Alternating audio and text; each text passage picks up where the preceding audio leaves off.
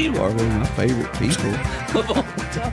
The conversations that we have when nobody's listening, except me and you, and maybe Lee or Cody, are some amazing things.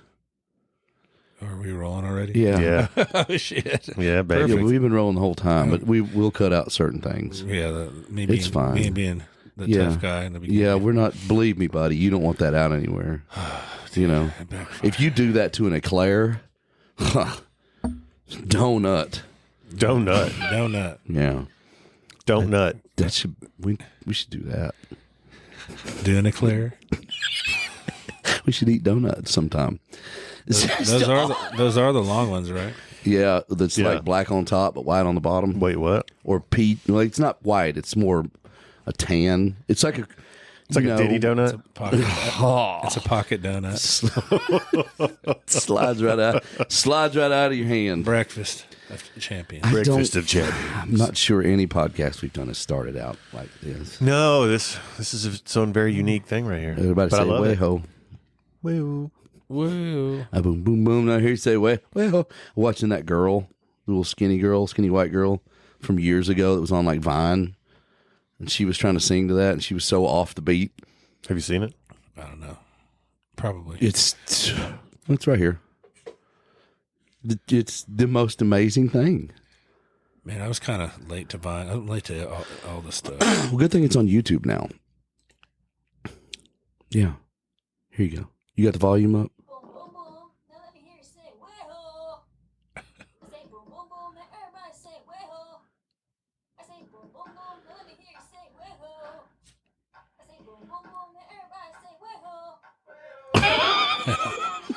How do you do that? You know? 3 minutes of this. Yeah. She dances. Like, what I've said is that Her name's Kathy May. Yeah. Kathy on here probably murdered her children before this. And then came on and made this video. She looks like that person. You know what I mean? Yeah, you see her. You know, she's from Clarksville. Yeah, and she You has see her on like, the 11 o'clock news. She has like an army husband, and he's always gone. And she just slowly slipped into depression. Look at Neiman's wheels, dude. They are turning. Well, I'm trying to provide some sort of filter because there's only a few ways to drown. To kill your children, and then get on here to celebrate. Get on here to celebrate. Wow. Wow. I don't know. Poison. But you know what I mean? She looks like she's nuts. Yeah. Kathy May. How many views does that have? This one in particular has 6.4 million over 13 years. Jesus Christ. Dude, 13 years. and that's just one of them on there. I bet she has billions of views. Sure, there's probably like 50 of those videos. From the Vine. From Vine, from her getting on this, and she has billions of views doing that. And that's why I hate the industry we're in. Yeah, like some Asian person. The more you suck, the more views you get. Yoji Yamamoto 3 has uploaded that, so that's definitely not her. What, who? Yamamoto Yoji? 3. Is that like from the same era of the Chocolate Rain and all that? Yeah. And Charlie bit me or hit me or whatever. Yeah. Charlie bit me. Yeah. You still watch it, you know. Yeah. I love that celebrate those old things. It's my man. ringtone. Yeah. Still. Dude, I played a listening room the other night, and I played my only Brantley cut. It was My Baby's Guns N' Roses. I had this like 20-year-old kid come up to me, bruh. It's like, that was my ringtone forever. I'm like, wow, I'm real old. Yeah. And how did you have a ringtone? He wasn't that old, but it was great. Well, and I he probably celebrated. had a phone since he was 5. Probably did. I don't know. I don't know his life. Man, you know, it's crazy like how people offend you and they don't mean to, like in a meet and greets now. It's two things. People come up and say, man, I used to listen to you when I was a kid. Yeah. And first I said, how old are you? And they said, 21. And I was like, okay, I guess you did. And then the other one, you did. And now I've had a couple people come up to me like, hey, man, you're one of my favorite 90s country singers.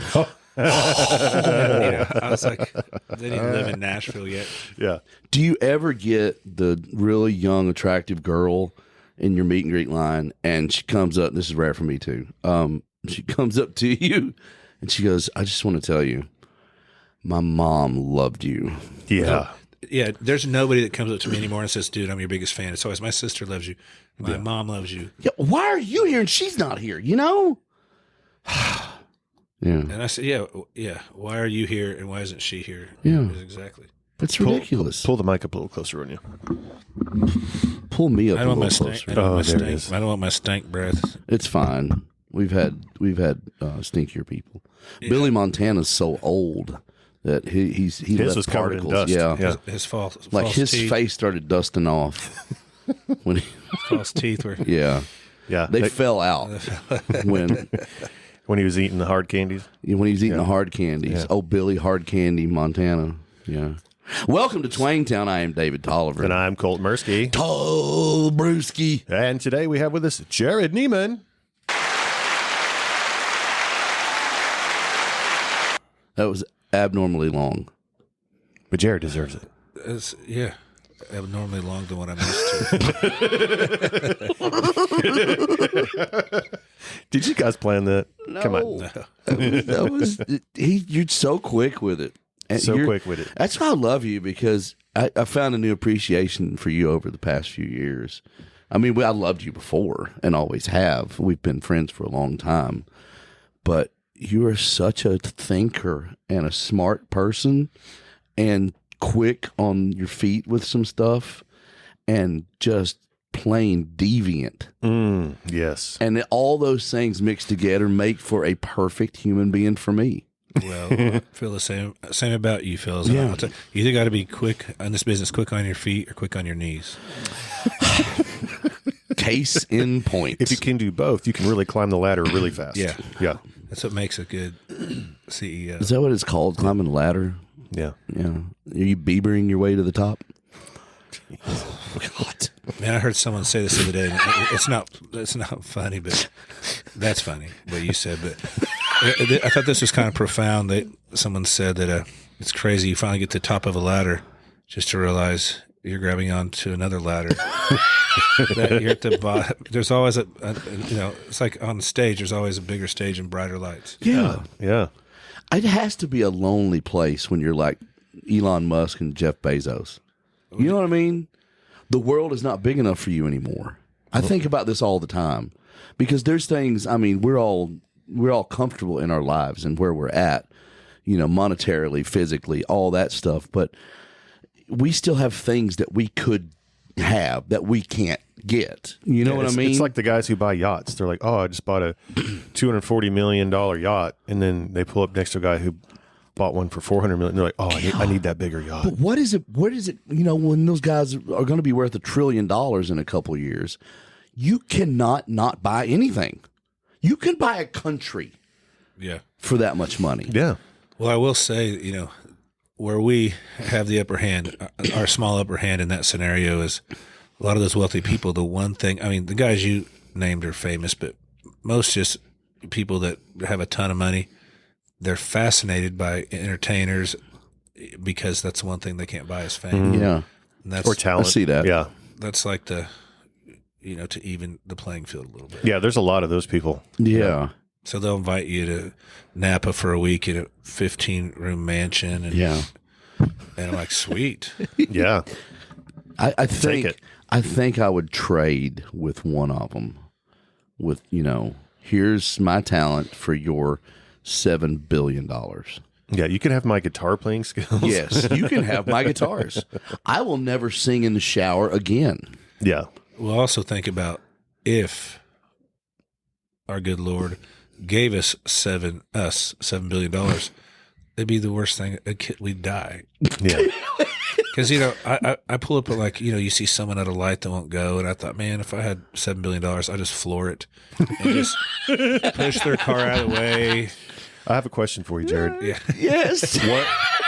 What would this world be like if we didn't have hangovers? I don't, I still to this day don't really get hangovers. That's the problem. Him and Lee. It's ridiculous. I mean, I don't wake up with like a let's just- headache. I wake up tired. Let's think about the general population here. If hangovers didn't happen from drinking, what kind of world would we be living in? It's like Groundhog Day. Dude, this place would be turned.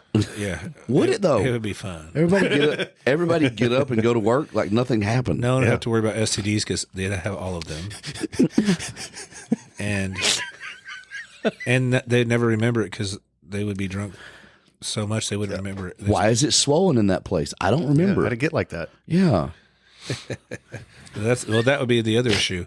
There wouldn't be that many babies because it's hard to get swollen in that place when you're drunk every day. Yeah. Once you hit a certain age. Yeah. Yeah. How long you been in Nashville? Let's go back to the 90s when you first started your career. I moved here in 86. I was like 6. Moved here with Randy Boudreaux. But no, I moved here. Randy Boudreaux. I don't know why. Boudreaux. Oh, God. Is he a preacher in New Orleans or Louisiana now? Yeah, I think he went through some rough stuff there. He went the complete opposite way. I think it'd be inappropriate to say what he went through because it was really, he lost his wife and stuff like that. But man, Randy, there was Randy, Sammy Harp, Rick Tiger, and Tiger Atwood Publishing, and man, Tommy, who wrote Indian Outlaw, Tommy Barnes. Yeah. So I remember we'd go to the Longhorn and it was still open on Lyle. Yep. And they were in there every day, and it was cool because they actually would embrace new people. Yeah.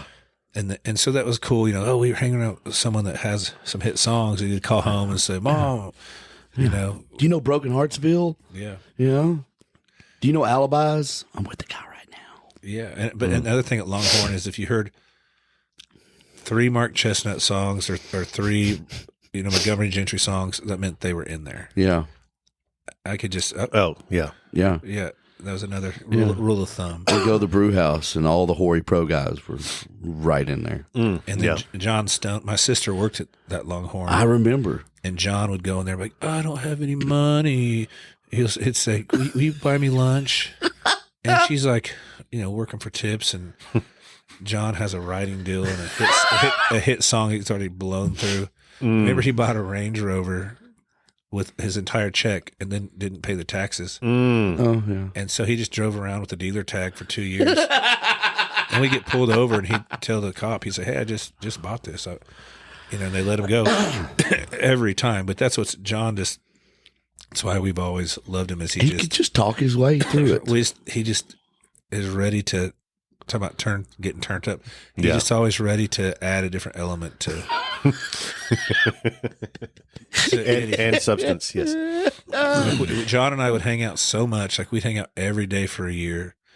He'd go, let's go to Nashville every day, and he would have a girl show up, and she would buy both our breakfasts. Wow. And I was like, dude, how? Then it was 2 different girls, and then one day they both showed up, and I was like, ooh, how's this going to work? And he invited them both. Wow. And they split the check. Wow.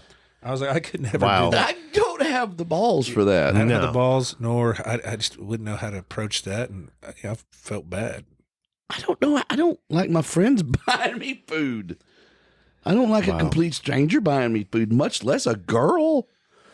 But John, I mean, he has like a rock star element that, I remember I went to his house. He was living on Observatory Drive, and I went downstairs, and he kind of turned his basement into like a rehearsal room and he had some newspaper clippings from when he was a kid, and he's like 12 years old, got his hat on backwards, and they're interviewing this whole band. And the guys in the band are like, this band sucked till John Stone joined. and then it says in this newspaper article, they're like, so John, what's your goals? He goes, man, I just want to be rich, drive fancy cars, and date beautiful women. At 12. At 12. I was like, my man. Classic Stone. There was one time we were all single at the time, so I can, say this stuff, but we met some girls. He's like, hey, come back to my place. We're going to do a bonfire. I'm like, he lives in town. So when we get there, I said, what are we going to use for firewood? He's like, looks around. He goes, grab my couch. So oh, my gosh. We take his couch out there and just kind of stomp on it, break it up a little bit, and light it on fire. And it was like July, so it was already like 96 degrees at night, and it was miserable. But I was like, this guy's, I mean, I've always been fascinated by John. Couch. Which is impressive. Yeah. Because you're like next level yourself. So for you to be fascinated by somebody, they got to really go out of their way. Well, that's why we all ran with each other. Yeah. And it's crazy because encouragement. It's a one-upper for us. Yeah. I feel like there's guys, and surely there's guys and girls downtown still rocking that way. But I mean, when the Tin Roof first opened, it was nuts, the characters that we ran with. It was, man, I don't know if it's still the same. I would think that it's not. But our little time in town when we were all struggling, me, you, Lee, Jamey, Randy, Rob Hatch, Luke, Dallas. Luke Bryan, even Dirks, Billy Curran. They were running around. They hadn't came out yet. We had nothing going on, and we had things going on, but nothing like. And then that class came in, but the times we had pre everybody getting record deals or writing hit songs was some of the best times of my life. Well, honestly. Also remember, see if you have the same memory of this or philosophy. So when we moved to town, like it was like when Faith and a lot of the girls were still ruling the roost. It was, and you didn't want to be seen drinking a beer in the Tin Roof. Like if a record label saw you, they'd be like, "Oh, I wouldn't sign him. He's out in public drinking." And now that's like you have to be drinking. Yeah. If you want a record deal. I think we basically we started like toward the end. We started the networking thing. Yeah, because we came together and said, we don't give a damn. We're too feral. Because you grew up in these small towns. When I grew up in a town that was real scrappy and wanted to fight all the time, so I moved to Nashville, and I'm not proud of this, but I got into a few fights, and I just thought everybody did that. But in the cities, most people just talk smack, and then hate each other. You don't get hit. You don't get Mike Tyson in the mouth. So it took me a few years to reel it in, to whack my tough stuff. Jerrod and I both rode at EMI, and we went to a football game at Titan Stadium. Titan Stadium, and it was. We were doing. This is back when we were. It was in the early 2000s, and we were both, drinking shots of ketchup and vodka. And we decided we're going to wrestle in the middle of the box, EMI's box at Titan 50-yard line, in the middle of everyone that's at EMI. Was this your idea? Because I know Jerrod's a wrestler. I don't know, but that's how it ended. Is with abuse on his part of me. Jerrod was still is really strong, but at that time he was really strong, and I thought I was, though I wasn't. Yeah, and he made me cry, uncle. Well, and also one thing you may not know or remember, or maybe you do, was my girlfriend worked at Capitol Records. Yep, she was there, and I was literally in like workout pants. Something you wouldn't want to be hanging around Mike Dungan. He was running Capitol Records. And that's how we got in there. And then we're wrestling and getting drunk. And she was so pissed at me. Was she? Oh, yeah. I don't remember her getting, I don't remember anything but us wrestling. Yeah, it was. Yeah. And, the weird thing, it's always fun to go, you always want to go to those suites, thinking, we've never been to a suite. No. So, but I would much rather just watch it in the crowd. I'd actually rather watch it on TV at home. Nowadays, do you end up watching the TV in the box now? Because all the people that actually deserve to be there are there with their kids, and they take all the good seats. Up front. So we show up, and then you barely even watch the game at all because, like you said, you get the TV, and you're so out of it. You're catching up with your. And it's all I've never had. Like I said, I'm grateful to have been in the suites. I'm not saying that. Well, suites are for social. You're being social. You're not there to watch the game. But I love sports. I love watching games. I do. I'm a little spoiled. I like going to shows now. I like being in a box. I like watching my friends or different. Like we're thinking about going to a special show in May, and it's Metallica. At Nissan. I want to. I don't know. I kind of want to be in a box for that, but I also want to be in the crowd. But it'd be nice to just, since we've learned our lesson, to get there a little earlier, because since there are the seats at the front of the box, you just got to beat the kids. Yeah. The worst part about a concert for me now at a place like that is the leaving. it's like it's worn off now. I don't drink anymore, but at the time you'd be a little drunk, and it's like 2 hours trying to get out of there, and then you just get angry, and then everybody honks at everybody else because nobody will. We just walk across the bridge and go to Broadway, man. Yeah, that's a terrible idea. Yeah. Do you just leave early now? Yeah. Yeah. Yeah. Are you gonna leave early for Metallica? No. Yeah. I'm So gonna go to Broadway. I'm gonna ride the Lightning. Oh, the whole show. Yeah. Enter Sandman, biatches. Yeah, you got to stay for all of Metallica. Yeah. But yeah, I'm with you. Like, it's just, and that shows just how cool fans, the diehard fans are. They'll wait that long to get in and wait that long to get out. Yeah. Mm-hmm. But I guess because we've been on tour and stuff, and you've been backstage most of your life, which everybody wants to go backstage. They think it's like this magical thing, but It's not. it's not. It's awful. You can't hear the show, and It's basically a bunch of old dudes just hanging out in a dressing room. Yeah. You know? a lot of the backstages, they have been painted since it was, it's just some of it's trashed out. It's that old ugly, hospital toilet. Everybody just pictures everybody sitting back smoking cigars or Yeah. whatever. Yeah, shooting whiskey. Yeah. Maybe weed. There's like goats. A lot of and weed. We're tossing little people against a wall. It's nothing like that. And and back to our talking about the tin roof and stuff. We didn't have the cameras. You could get away with a lot. Buddy, I've seen things happen behind that bar with big celebrities and friends of mine that they don't ever want to get out. No. No. Yeah, I felt like it dwarfed me when camera phones came out. It like made me mature because I was like, oh, you grew up in Kansas, yeah? Yeah, right there on the Kansas-Oklahoma line. Yeah. Did you grow up like in the city, or you grew up? I was born in a town of 500, and oh, nice. we moved to a town of 1,000, and then to a town of 13,000. So we really did think like we were a big city. Yeah. But our closest airport was Amarillo, Texas, which was 3 hours away.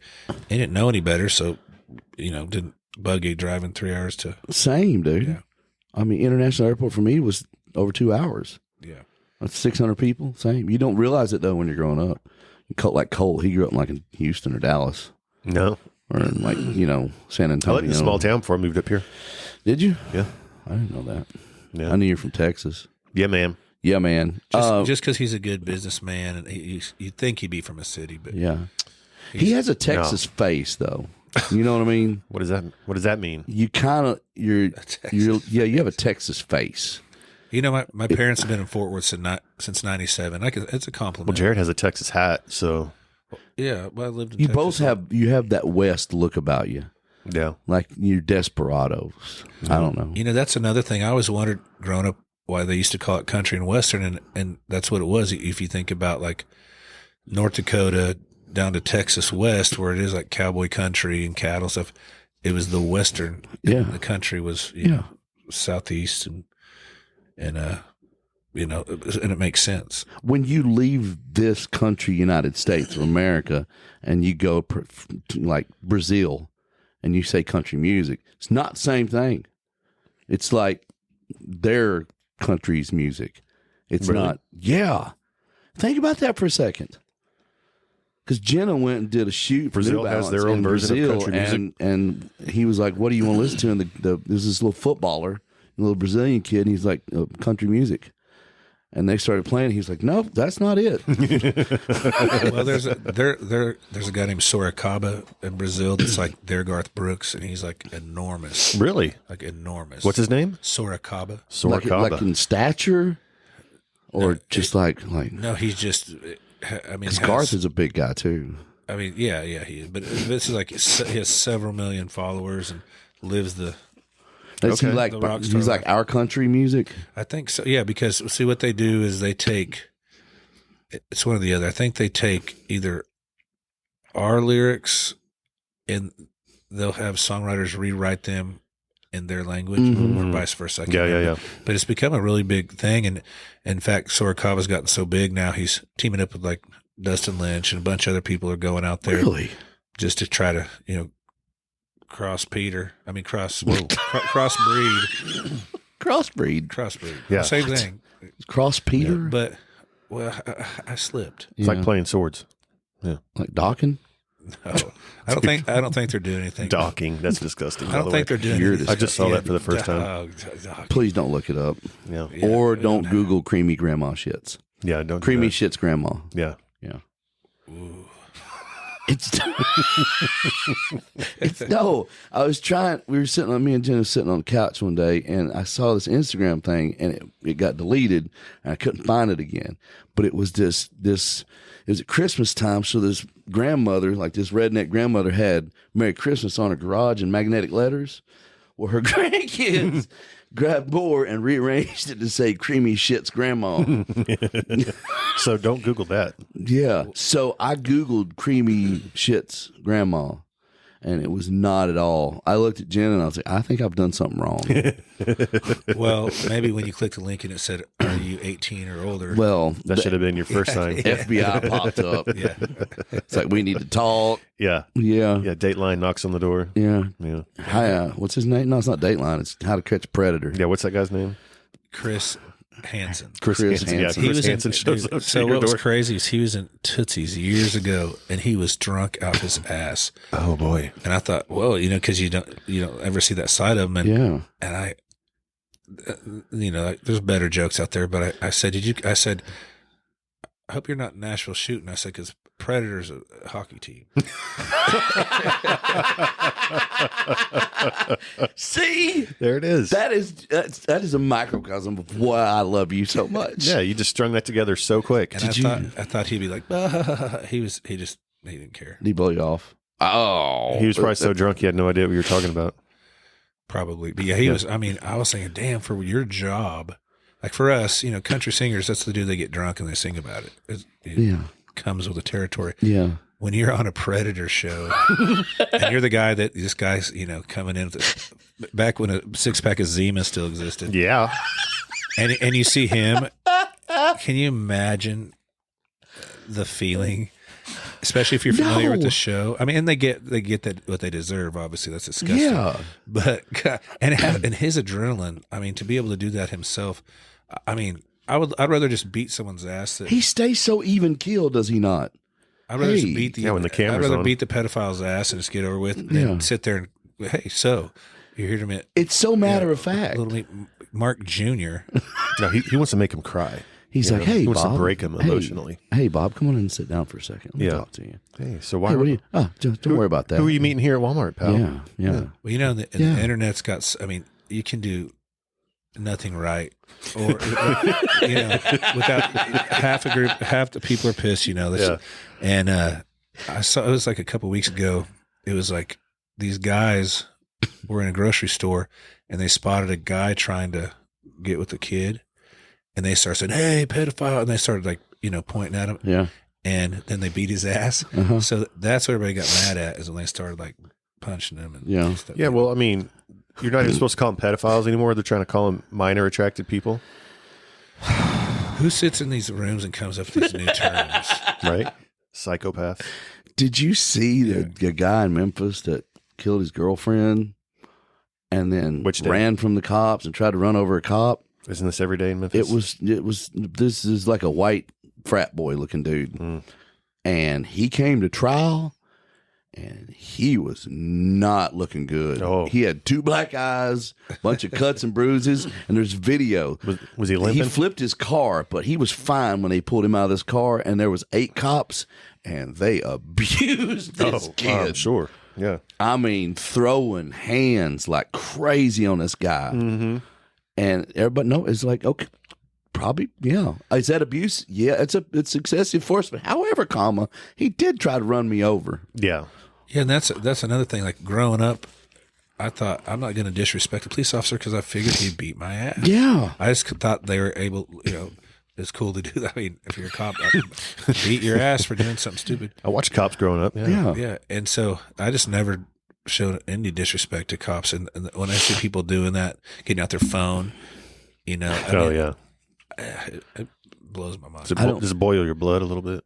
Yeah. Yeah. I don't, we just don't have the willpower to restrain ourselves from that. I don't know how I could separate myself out from that. Somebody doing something stupid and then getting in my junk about it. Well, that was the thing is, growing up, you'd run your mouth to someone they hit you in the face or whatever, and they're like, okay, well, I learned not to run my mouth.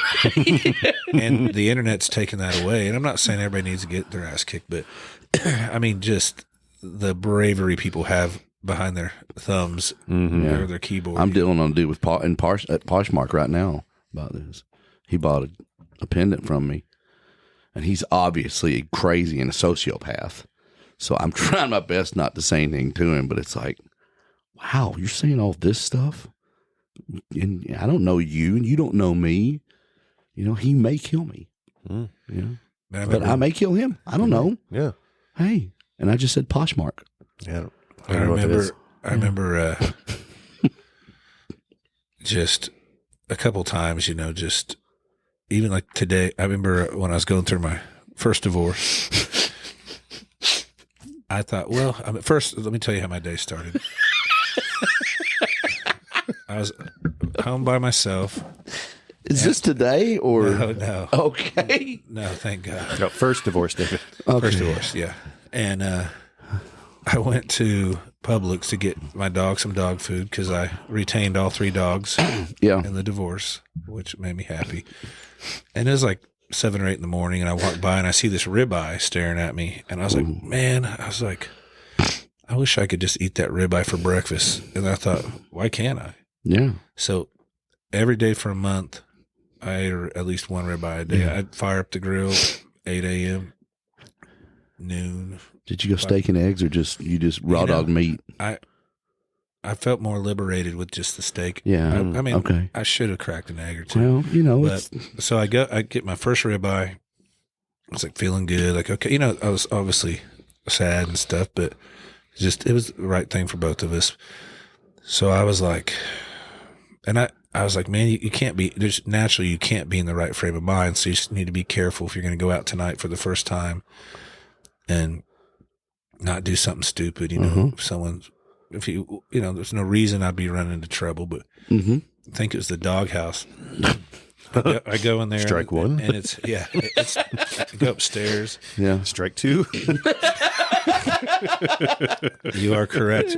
As an umpire, I know where these stories go. you're behind the plate. Yeah. So I'm just minding my own business. I already saw a couple people I know, you know, John Stone. Strike of course. 3. Yeah. and I'm standing in line, and this girl says, hey, isn't this so-and-so your publicist? I said, yeah. She said, well, this girl right here, she just got hired today by your publicist, and so you're going to be working together. So obviously you want to have a great relationship with someone you're working with. So I was like, oh, congratulations, you know. I was like, that's awesome. And just really it's about that level of conversation. Yeah. And I see this young guy just staring at me like up and down and I asked one of her friends, I said, well, what's that guy staring at me? She's like, oh, he likes her. Probably thinks you're hitting on her, but he's in the friend zone. And I was like, here we go. So I blew it off for a little bit, and then he just kept on and kept on. And I'm trying to paraphrase this, but I just said, hey, I said, man, in the meanest way possible, but I said, hey, look around this bar. I said, there's not actually a lot of men, like real men in this bar, and you will regret this. But I said it I can't say what I said, but you can. So I said, okay. I don't know if that was worse or the way you just did it was worse. I said, why would I admit this? I said, I will. Because you're on the Twin Town podcast. I said, I will drag you around this bar by your face and embarrass you. I said, do not look at me like that again. I said, I'm working with her. Actually, I said that first. I said, man, I don't know what your problem is. And he just still, and that I stewed for a little bit. So finally I said, if you want to go, and I said, you know, I'll drag you around, whatever. And then, was he saying something to you, or did you just go up? You're like, I'm tired of you giving me these dirty looks. I'm about to. Well, at first I was nice. I said, hey, buddy. I said, what's your problem? I was like, I don't know her. We're going to be working together. And I tried to play it cool, like, be peacemaker. And he just kept on. And he wouldn't say anything. He just literally was just mean mugging, looking like he was going to hit me, you know. And I finally just, like I said, I wasn't in the right frame of mind.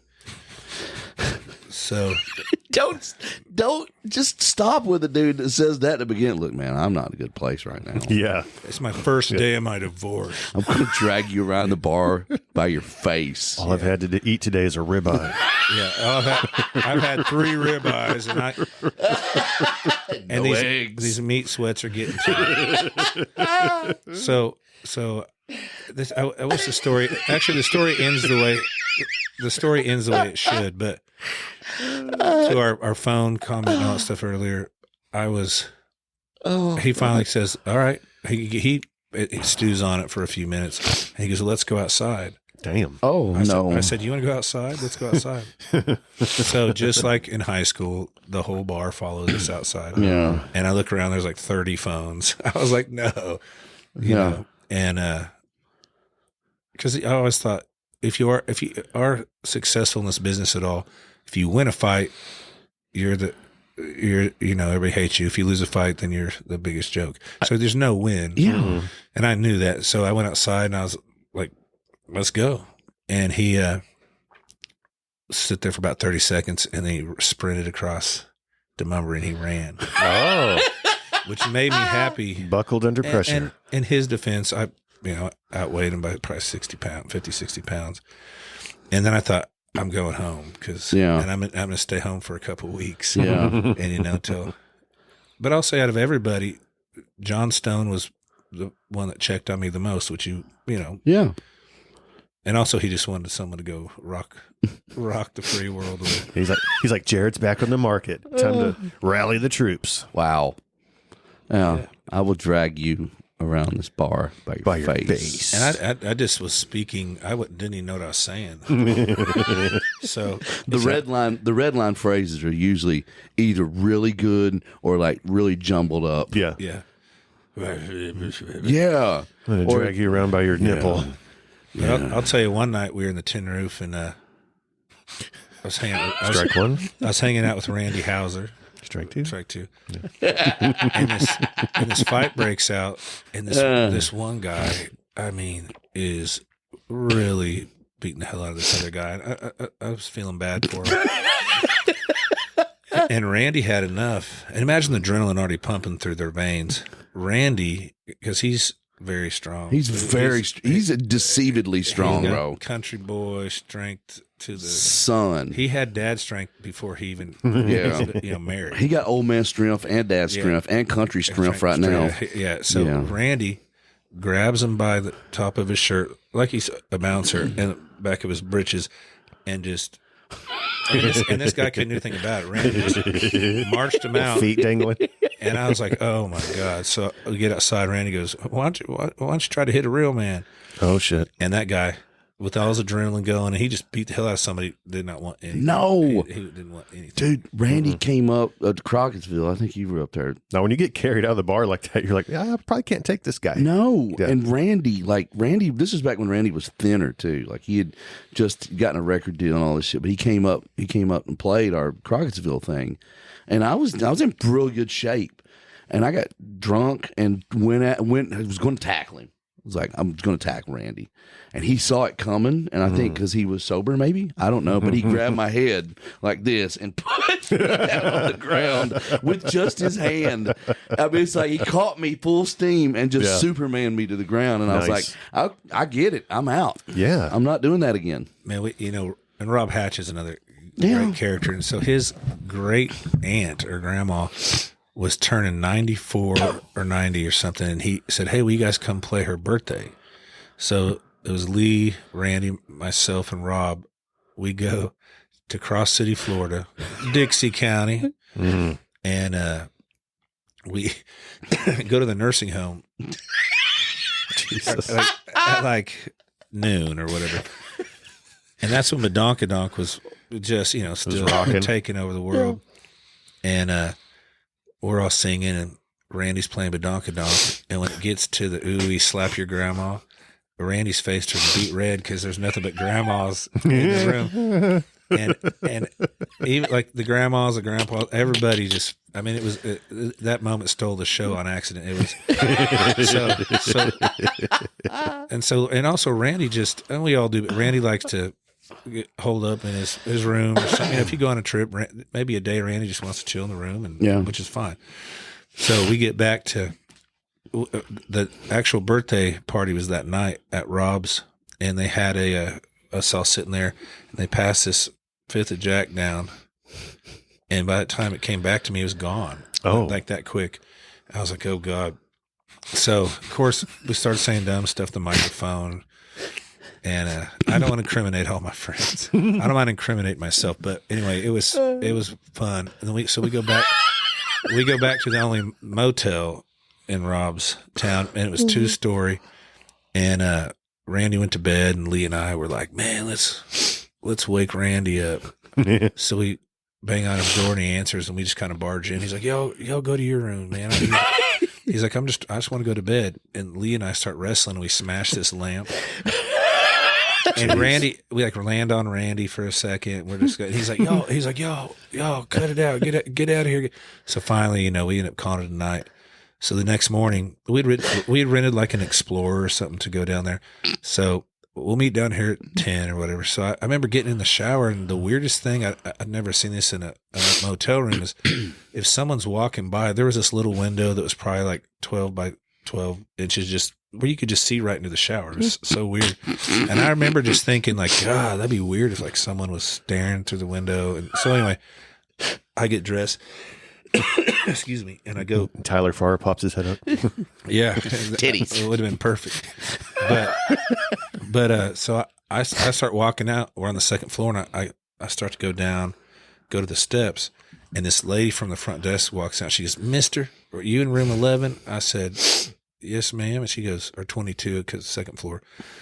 I said, yeah. She goes, buddy, you owe me 2 refunds for how loud your room was last night. I had to give 2 people their money back, so you owe me. I said, that's not my room. I said, it was next door.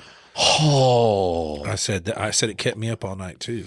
So, my God. So Lee's already down there by the Explorer, and I get down there. That's the John Stone move right there. It was. Yeah. I get down there and I tell him. He's like, ha ha ha. So that lady marches up the stairs, and she looks through that little window, and she's knocking on it and like using the thumb motion, like, get out of here, to Randy. He's in the shower. So she goes back down. And Randy comes out, his hair's all wet, and he's just flustered because, you know, he didn't do anything wrong. And she goes, listen here, mister, you owe me 2 refunds, and He's like, I was in bed. She's like, no, we've had multiple complaints about your room. And he goes, now I'm getting hot. and Lee and I crawl under the Explorer, and we're laughing so hard. He's like, Jerrod, Randy, I hear both. Get your asses out here and tell the truth. I hear you. Where you at? Quit lying. It was a blast, Dude, that's amazing. Those are, you know, before anybody had the opportunity to put music out, that, you know, no one would do that stuff today. But we were just still young bucks. We were short in the tooth still. Yeah. Did you grow up playing music in Kansas? I know you're an old study of older country and western. I would always write songs, and the reason I know I get started at about 8 years old was because my parents were kind enough to save all these lyric sheets and date them throughout my life. And so when I graduated high school, they made like a book and so it would say like one was called, because my sister's name is Amy, so one title was Amy's Butt Looks Like a Hat. and I would so I'd write all these songs, and then I'd get some of my neighbors to join this fake band, which we really didn't. We would just take like a vinyl record, and we'd play it and like an instrumental, and we would just sing. We'd make up our own songs. We couldn't play anything, and I'd charge my parents. I'd make concert tickets and it'd be like $1, and they'd pay it to make us feel good. He'd come downstairs. So I just always, you know, was into music, but in high school started playing guitar, and we started a real band. Except the bass player just did the bass on the keyboard. He didn't even play keys. He just played bang, bang, bang. And we learned 6 songs. Yeah. And we got called for a Christmas party. And we go play this Christmas party. And I didn't know they wanted probably like 90 minutes or 3 hours. Oh, God. We played 6 songs and started getting off stage. Like, you're done? We're like, well, that's all we know. So we got up and played them again. and it was so fun.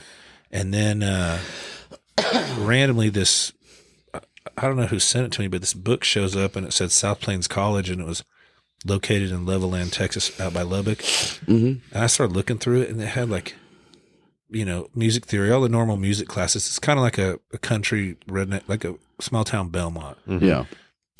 And it said steel guitar and fiddle, had all these banjo, and it started in '84 with Tom T. Hall and Red Stewart was a big, and Lloyd Mange and Natalie Maine's dad. A lot of them helped kind of raise funds and get it started, just so like a normal junior college, but had this really unique program like Belmont. Yeah. And so my mom and I went out there, and I, played them some songs, and they're nice enough to give me like a partial scholarship. And so I went there, and I remember thinking, wow, if there's this many talented people at this school, because, we all come from a town where the only person that played guitar of all your friends for the most part, if you're at a party. Yeah. You're around people that actually are really good. And so it was a great college, and now I'm fortunate enough to be on the advisory board and help grow that program. Oh, that's cool. Nice. But it was great because they taught you how to read like the Nashville numbering system and stuff. Mm-hmm. So when you came to town, like, they'd put you in these classes, these ensembles. So they'd say, what do you want to play? I said, I want to play old country. So I auditioned for this old country thing, and I didn't know what gigs we'd have. And this nursing home tour. Oh, back my to the gosh. nursing home. And it was, which was a blast. I remember this, we were playing one time, and we heard this harmonica, not even in the right key, just playing with us. And I was like, where'd that come from? I was like, where's that coming from? Yeah. And so finally I see this old man just kind of taking it out of his pocket. So we got him up and That's the sweetest thing in the world. saw what key it was in, and he figured out a song he could play to. And so it was really, really cool to just to get a chance to, then we got into the touring ensemble where we got to open up for Clay Walker and people like that. So you got some really cool experience. So if anybody out there, is looking for something that's a lot cheaper than Belmont, just a cool school to, it's really cool. That's awesome. But that's kind of how I got started, and then moved back to Fort Worth where my parents lived. And I lived there a year just playing like on patios. Uh-huh. And we would have my buddy owned this place called the Stockyard Saloon. And they all thought I was 21, and I wasn't. But you can still drink underage with your parents in Texas. Really? Yeah. So my dad he was working for this food company at the time where he like just sells the ingredients to people, and so he would go to these bars that, obviously serve food too, and say, hey, if you'll have my son come in and play, he'll play for free the first time. And if you like him, you can give him $75 for 4 hours. 75 for 4 hours. And I worked up to 150. So, nice. Felt good. But that's good. But then, especially in the 80s. So, yeah, in the 80s. So, whenever I moved to Nashville, like Wade Battle and Chris Hennessy and some of these characters, I'd say, hey, we should go back to stay with my parents and just play these bars and just have fun. And so I feel like I remember you doing this. And it was chaos. I mean, like, talking about stuff. And I think that's why I remember it. Yeah. I mean, we play this place called Lynn's Saloon on Thursday, and then Friday and Saturday we play Stockyard Saloon, and then Sunday, when you're so hungover, you go, I can't play tonight. You go play Porky's. Porky's was on a lake, obviously, after the movie. And the stuff I saw there, I mean, I know this is too much information, but like my parents are there and stuff. These people get off boats drunk. This girl comes up and just like pulls her bottom of her swimsuit open and just has this like 70s bush. And my mom was like, my God.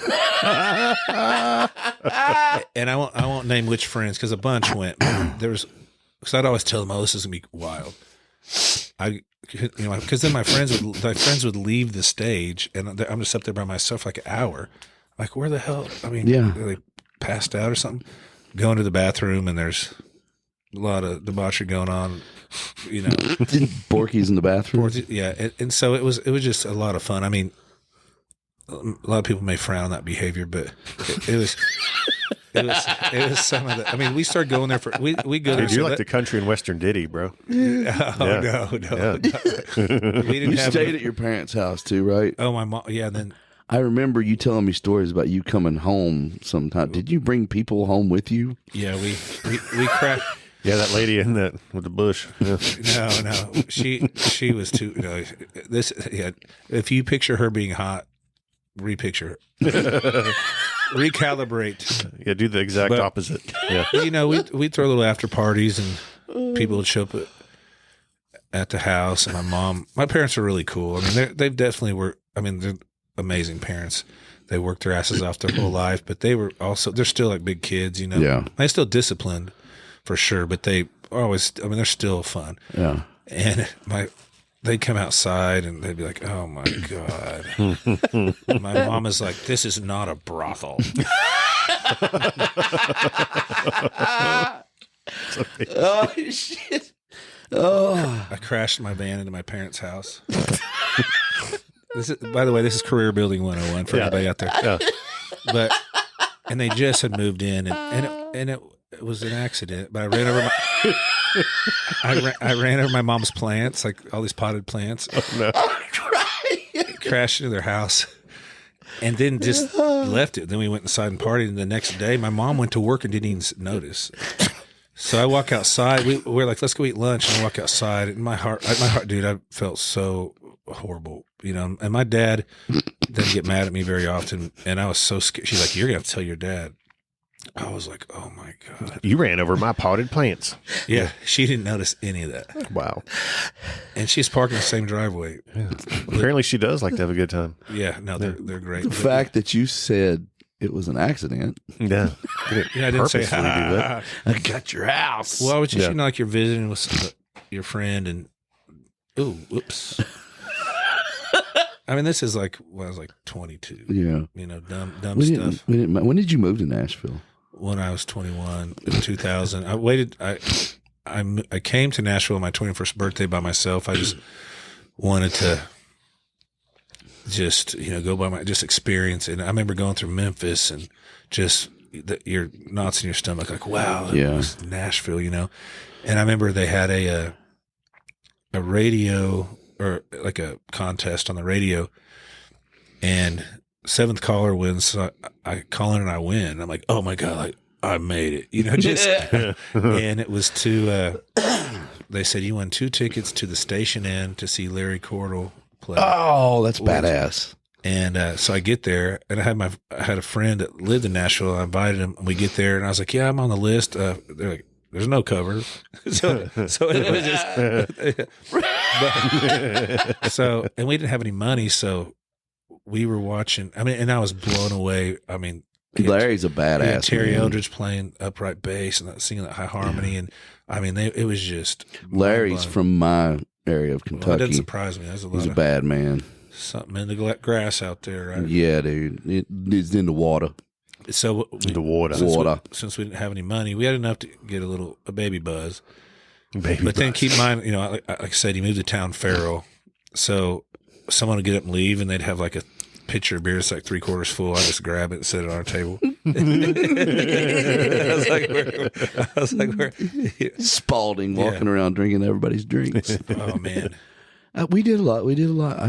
I've been guilty of eating people's food before. You know, yeah. Sure. Are you going to eat the rest of that? Yeah. Hey, I do it at my show I'm still. starving. I'll be on stage and at the listening room or something. Yeah. So and we've talked about this recently. But the first time I remember seeing him play was Third and Lindsley, and it was when they were the Redneck Rock Stars. That's my first song. And I walk in there. I was like, oh, looking forward to hearing this, you know. And I see a bag of Lay's chips. How'd you have that? I had a chip holder. You had a chip holder. I had a chip holder. Well, it was a thing I did to like because we would scream a lot on our shows, and I would eat those Lays because Lays coat your throat. It helps with your. It does. A lot of the opera singers would eat it, but then it became like this thing. It was like come to Redneck Rock Stars, everybody gets Lays. Yeah, Nice. You know, and I put Lays on every table, but I had to start it out when I first started. I would just have chips on my mic stand. So That's funny. Yeah. So he'd sing a song. And I was like, and the first song kicked off, It ain't been this bad in Nashville since Conway Twitty had a perm. That was the first line I heard him say. Yeah, welcome to Nashville. Yeah. And I was like, I like this guy. And I was like, anybody just do some crazy shit like that. Yeah. So, and that's, and then with Lee, we became friends because when we were all younger, a lot of people get us all mixed up, Mm-hmm. Yeah. And so if you did something foolish, your friends may get blamed for it. Yeah. You know? And so Lee and I, we first had a talk. He's like, hey, man, listen, you need to calm down, whatever you're doing, because I'm getting blamed all the time. I said, I was about to say the same thing to you. And we both, that was our You bond. need to calm down what you're doing. Yeah. Really, Lee? Really? Yeah. And so that's, you just have those little moments where, that stuff, those, just I'm thinking of stories, but I'm like, oh no, I can't. I remember you two. Pass. I don't mind, like I said, incriminating me, but some of my friends, they I remember you and maybe a person we just talked about. I don't know. I remember being in Key West at Songwriter Festival, and it was me and Chad and you and Lee, and we'd been up. I know you two had been up all night long.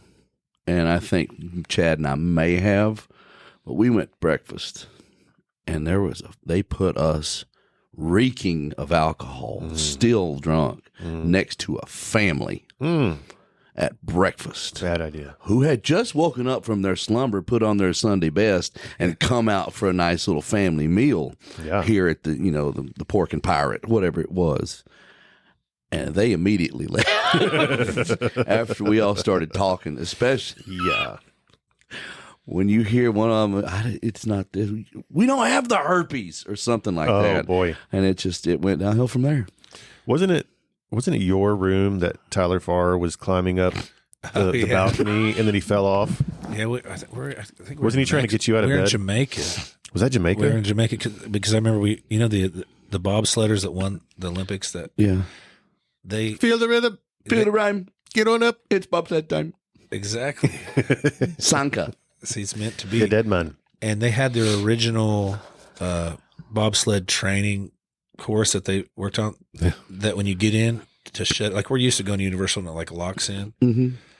This they had a bungee cord. I went over, and it was all wood. And I thought, whatever, It's a great idea. So Tyler was screaming like a young lady, and but then when I first got there, and my first wife, same wife, and I've only been married twice. So my first, my first divorce. We were staying.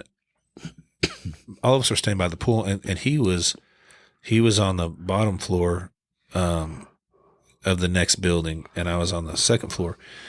And Tyler had been hitting it hard. He got there like a day or two before and just was going at it. Mm-hmm. So we have a good time. Her and I go to bed, and the TV's on, and she's like, "Did you hear that?" And I was like, "No, it was a TV." And she goes, "No, I heard something." She gets up. She goes, "Oh, hey." And I said, "Oh, hey." I said, "Is there someone in our room?" She goes, "Yeah, Tyler." I said, he's like in the kitchen area. And I was like, "Tyler's in our room?" I said, and so then he comes in the bedroom and he goes, "I'm fixing to kiss you, Niemann." And I feel his lips on my sideburn. I was like, "Get off me," So we laughed. I said, "How'd you get in?" He goes, "I broke in with that butter knife." So he goes, "All right, I'm going to leave." I said, "Well, you could go out the front door." So he goes, "No." So because he had climbed the balcony, he was going in the way he came. He had put this chair up, climbed it, and then grabbed the bottom of the balcony and climbed it. And then on the way down, the balcony breaks off. Like half of, like perfect. You could just picture just like half a balcony, all jagged. Yeah. And we hear this crash. And she goes, "Oh my God, what do you think happened?" And she goes, "Are you going to go check?" I go, "No." I said, either he's alive or dead. Yeah. And I went back to sleep. So when I get up, I go out there and the balcony's broken off onto the ground. And I'm sure you've seen the video. Yeah. Houston videoed it. Yeah, someone videoed. Was it Houston? Yeah, he of talked course about was. it. Yeah. So, and we were there for veterans, doing some God. stuff for our veterans. So, and these are like real people have been through a lot. I mean, a lot. And so they fixed it that day. But so then I go to wake Tyler up, and I had also bought some weed there. I said, right when we got in this thing, I said, Jamaica, you can get weed, right? I said, can I get something? He goes, you want A, B, or C? I said, what's that? He goes, A's the weakest, C's the strongest. I said, C. Yeah. I mean, and I didn't know what I was doing. Yeah. So I go into Tyler's room, and I put it in his safe and put the code, so all the weed was in his room, and I'm the only one that could get to it. So we go. So Deviants. It's deviant. So finally, Tyler, since he had been there a couple of days, he was like, I'm done. I'm not drinking. I'm not doing anything. And so we went and hung out. And during this meet and greet, it was like, man, I mean, some people that I can't imagine what they've been through. I mean, just catastrophic injuries. And I mean, it's just the amount of respect you feel. But, we get to have these good times and breathe this free air because, as we all know, we're here. It's Apparently the air's not free. It's one of theirs. It's one of those things where it hits you in the heart forever. But yeah. But a lot of these people, if their injuries are older, some of them will make fun of themselves and stuff, Oh God. So they're like, "Where's Tyler?" And I was like, I said, "He won't get out of bed." And they go, "Screw that." They said, "Screw that." They said, "Go over there and let's tell him that we came all the way here for him and he won't party." So I said, if you guys want to do that, so we go to, and his sliding door's open, so we open it, and he's sitting on the couch. We open it. Yeah, well, there's probably like 10 veterans with me, and we just it's unlocked, so we open. We all walk in, and they say, "Tyler, you're not going to drink with us?" And he goes, "No." He goes, "Guys, seriously, I'm about to die." And this one guy said, "You mean to tell me we've sacrificed all this in our lives for you, and you won't drink with us?" And he looks at me and he goes, "You're evil." And he gets up and he just goes out the front door for the first time and never comes back. He went and rented another room just to hide. Are you serious? Really? Yeah. He didn't man up and drink with you guys? I thought he'd be like, "You're evil," and went out and we all had a good time. Yeah, I thought he picked up a bottle of Jack and just started going. Well, I guarantee you, if he wouldn't have been, 1% less in that shape, he would have been. Because he's a big supporter of our military, but he fell off a 2-story balcony. I'm sure he was sore. He was not feeling great. But if you watch the video in slow motion, talking about guardian angels,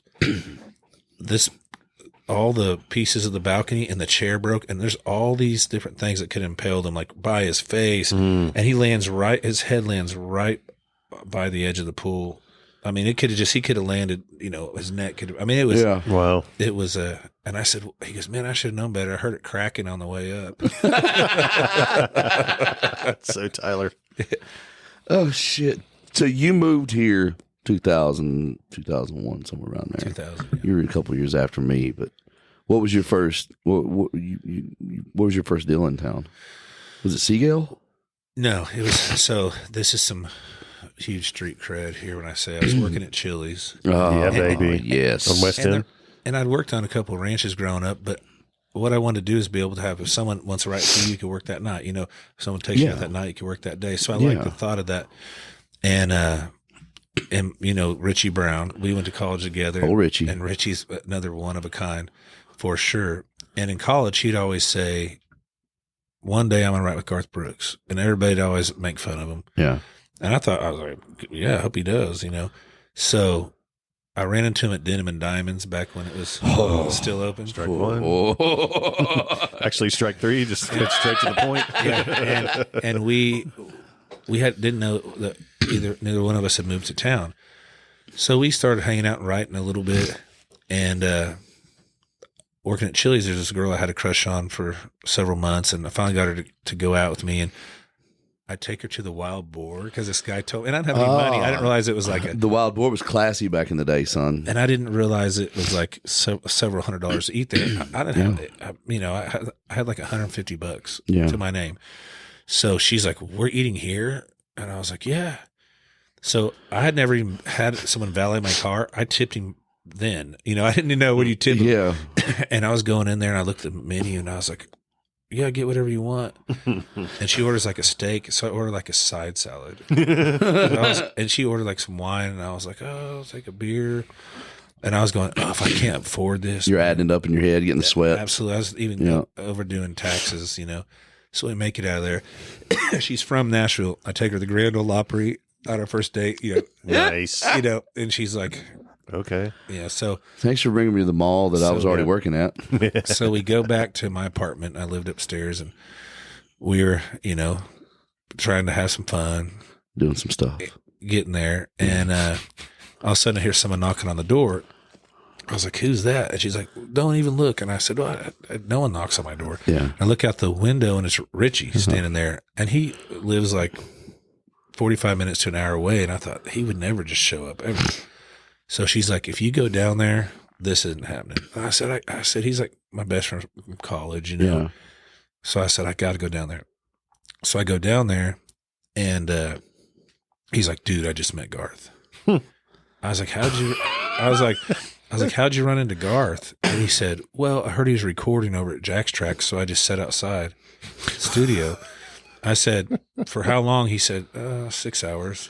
Wow. So he just parked out, and Garth finally just walks out, goes up to his window, knocks on it, and goes, are you looking for me, man? Wow. And he said, that's yeah. bold. And Garth said, well, come on in, and invites him in the studio. No Stop shit. it. And then he just says, hey, what's it take to write with Garth Brooks? And Garth said, man, you know what? Drop some songs off here tomorrow. And in the nicest way possible, say that I asked for them. And he goes, in all honesty, if you don't hear back from me, it's something we can't use. If you do, it is, Yeah. And so I thought that was cool. So he comes That's over. so cool. Wow. Yeah, really cool. So we had a jam box. And we recorded, I had like 12 songs I'd written in college by myself, and then like 3 that we'd written together. So we recorded all 15 of them. Can you imagine how bad they were? Oh, God. And so we dropped them off the next day. My mom was staying with my sister in town visiting for Mother's Day, and I said I'd take her to the airport. So I pick her up, and I said, Mom, it's so cool that if, I ever have a family, I can tell my kids that Garth Brooks was nice enough to at least listen to some songs. Yeah. And my phone rings. It says caller ID blocked. And I mean, felt my body, this rush of blood go through my body. And I answered it. And he said, hey, is Jerrod there? And I said, this is him. He goes, hey, buddy, it's Garth. Wow. And I started swerving. And my mom was like, she's like, what are you doing? I was like, Garth Brooks is on the phone. She's like, pull over. She's like, you're about to wreck.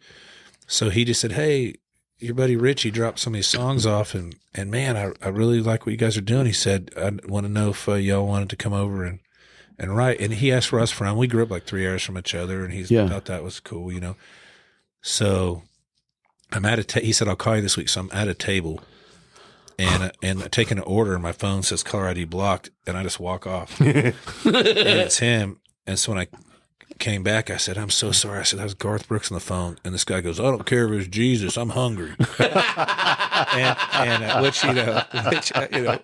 Touché, point. yeah. Fair point. Yeah. So Hungry. So we go over to Garth's house, and he's literally had like a Mickey Mouse t-shirt on and like some shorts. And he was loading furniture into a furniture van with movers. He was like carrying a dresser and stuff. I was like, what the hell? So he goes, pull around. He goes, Did I catch you at a bad time? Yeah. He said, pull around and park on the side, go in the kitchen, and I'll meet you there in a minute. So we go in there, and there's this pile of Garth Brooks picks, probably a couple hundred, and Richie steals a few. So we sit there, and he goes in, and he just says, all right, what do you guys got? And I said, man, I'm going to need like 15 minutes to like, this is crazy. I said, I can't, It's a very surreal moment. 21. That's amazing, bro. And You were 21 at the time? 21. Wow. And so we wrote this song. He said that his No pressure. his horse Crackerjack had died, and it was the first horse his daughters ever rode and the last horse his mom ever rode, and it had died in the field. And he said his head cowboy, which was Tammy Rose, a girl, had stayed up all night with a shotgun laying by the horse to make sure coyotes didn't come. Oh my God. And Garth had tried to get there that night, and he said he showed up at 6 in the morning. She was asleep. But he goes, I don't know many cowboys that do that. So that's when he wrote That Girl's a Cowboy. Yeah. And he didn't use it at the time, but Perry Howard, was BMI, and he ended up being my roommate for years, which is Shit. But Strike one. but Billy Joe Walker Jr. Oh, huge producer. Had a co-venture with Warner Chappell, and his wife Jenny called Perry and said, "Is there anybody you think's cool or whatever?" He's like, "Oh man, I got this guy. He's writing with Garth Brooks, and he's 21. Just." And I went in there and played him a couple songs, and they offered me a deal. That's badass. And it was just overwhelming and surreal, and I just couldn't believe I was getting that opportunity. And so I wrote there for a couple years, and then went over to Seagale and wrote there for 15 years. Amazing. And then, so it you just never know. It's a crazy town. That's one of the it's like a superhero or a villain creation story. It's the backstory. It's like, so I was working at Chili's, and Garth Brooks called me, and it's like this whole band of things put together to make an awesome moment. Sure. And then you wrote there for 15 years. Was your record deal through Seagale too? Yeah. So you signed a record deal. Well, I did, but what kind of helped with that was when Chris LeDoux unfortunately died, Garth had us out to Oklahoma to write Good Ride Cowboy. Yeah. Great song, bro. Well, thank you. Which, Garth's, Wasn't that like his sort of comeback song? Yeah, it had, and I'm only saying this just because you'll see why in a second.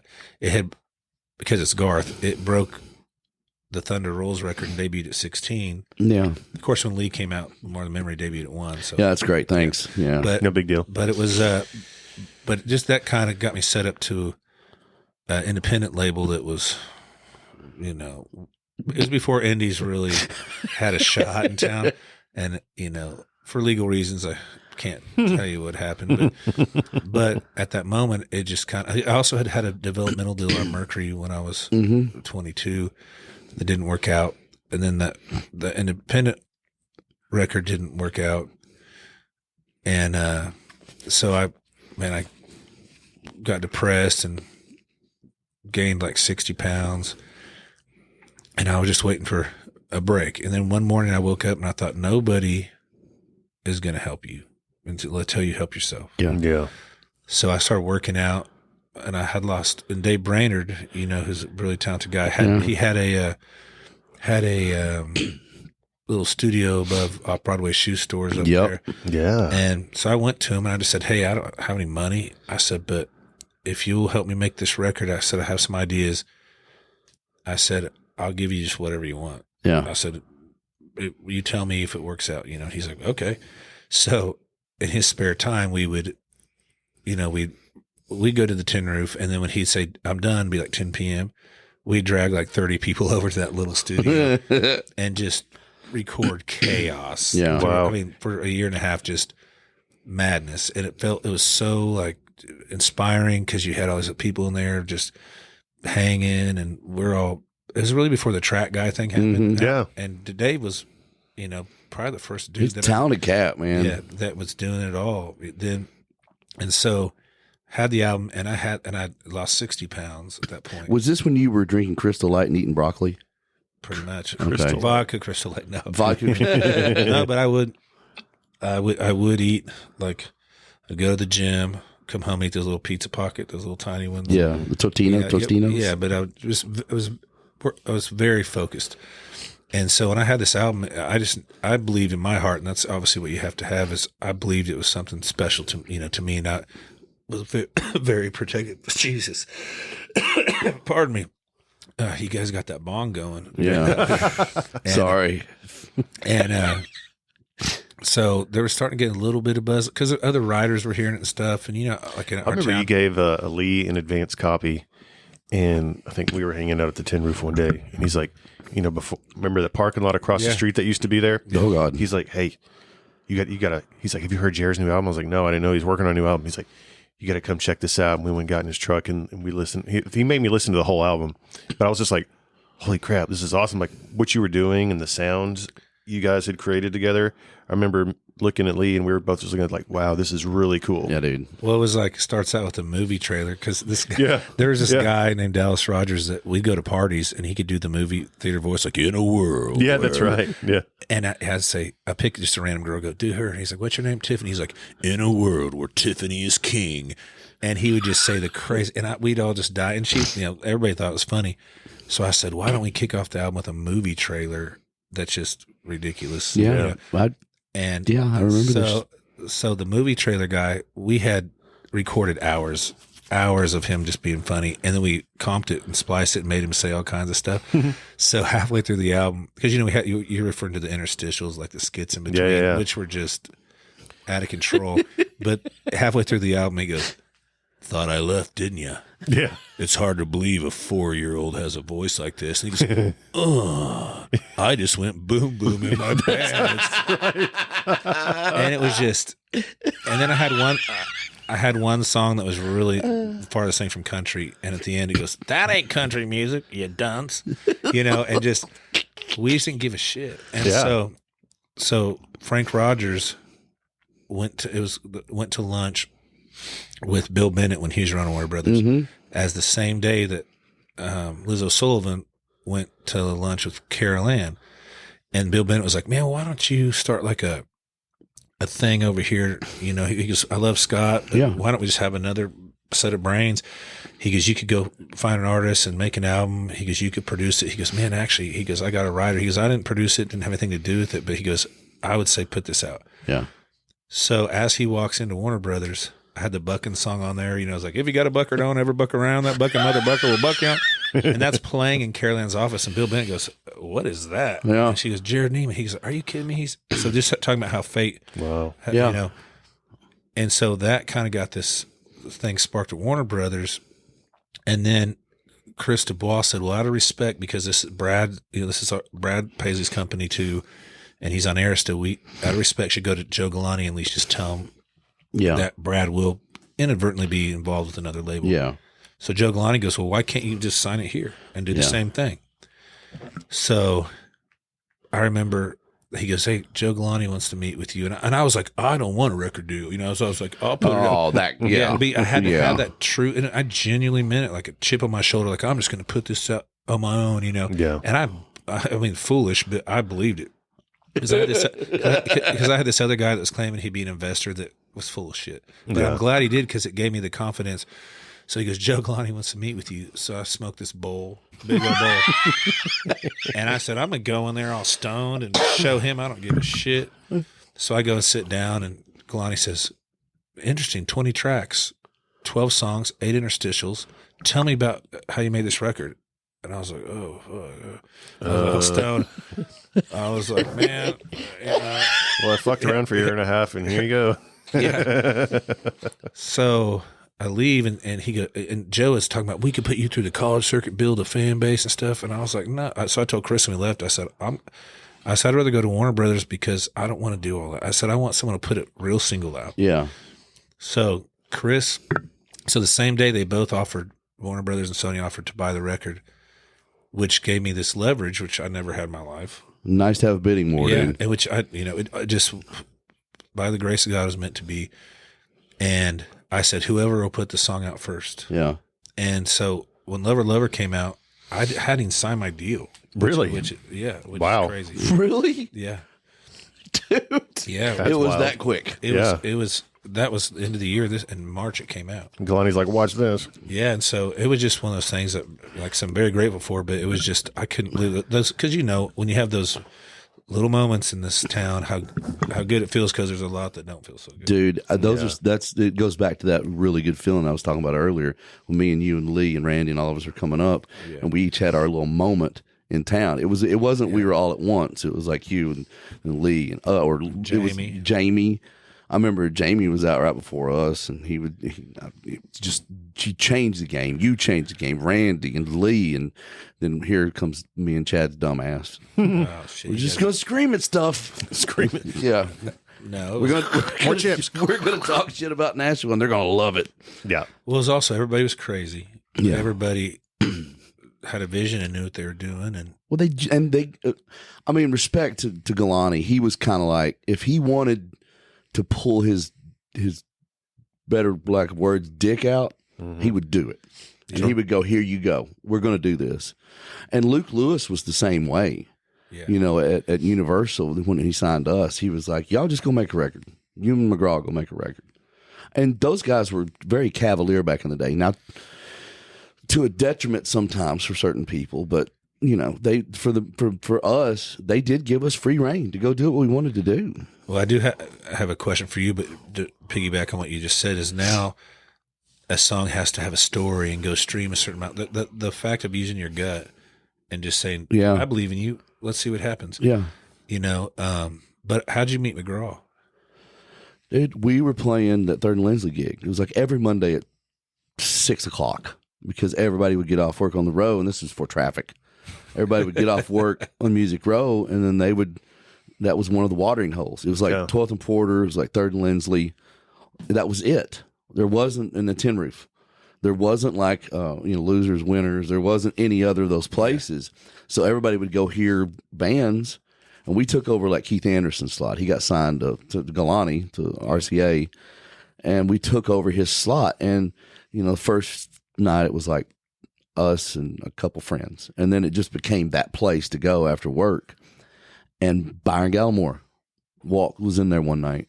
McGraw's producer, Joe B. Messina, Sugarland, Faith, huge producer in town. Legend. So this is back when the internet wasn't prevalent. So you didn't really know what people looked like. All I saw was this tiny man come up on the stage, kind of humped over with a goatee. And he comes up to me after a show and goes, "Hey, my name's, you boys is good." I'm like, "Thank you." He goes, I'd like to work with you." I'm like, "Great. This is going to be awesome." Who's this guy? He goes, "I'm Byron Gallimore." And I was like, "Holy shit." And so he introduced Tim to it. And Tim was like, "Okay." And it was weird. I mean, within 2 months, we had a record deal. And we were in studio with McGraw. And he calls me one day and he's like, "Hey, you guys want to go on tour with me and Faith?" Like, what is happening? Yeah. So, yeah, it was that quick. And then the rest is history. It's a good ride, man. And then you and old Lance Miller and Chad. Dude, I saw Lance earlier today. We spent 4 months straight on a bus. It was me, Lance, Chad, and our band. We shared a band out on tour with McGraw. Everyone was taken. There was 12 dudes on this bus. And it stunk. Yeah, I bet. But it was so much fun, chaos. It's one of the best times that I've ever had. We had no idea what we were doing. None of us had been on the road before. We were all out there there would be nights where we and Chad and a couple other people in the front lounge and like, where's everybody else at? And you go open the back lounge door and they would be stoned out of their gourd watching Animal Planet, silent.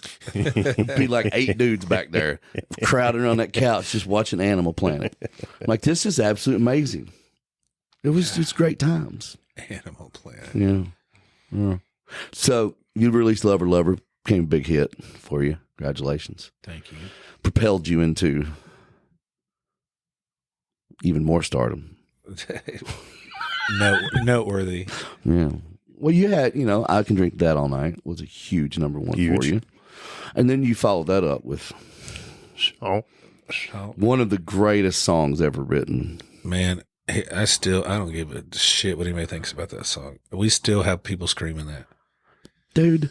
I remember, I think it was the 3 of us at the Tin Roof. We were. It was a fuzzy night, some of the details, but I remember we played it for you. You said, "Oh, you got it here, Donkey." And then you're like, because look, I always tell people, I was like, if you don't know Jerrod and his humor, you can get real confusing real fast because you're very deadpan, right? So you could be joking about something like, "I'm going to fucking kill you." But like you're joking, right? But if you don't know, you could be like, oh wow, this guy's about to Kill me. drag me by my face through this bar. Yeah. And so you're like, hey, send me a copy of that. I want to hold that. And I laughed at you, and you were like, like, no, I'm serious. And I'm like, okay, whatever. And then the next day I like sent it to you. And I was like, what? You're like, okay, yeah, just can you make sure that's on hold? And I was like, and I think I replied, I was like, are you serious? And you're like, yeah, why? And I was like, okay. Man, I remember I opened it up and you didn't even erase the email chain. So it had been sent to Josh Thompson and Luke Bryan. Nice. I'd seen all the other artists it had been sent to. And I remember I was laying there in bed with my wife and I said, listen to this song. Yeah.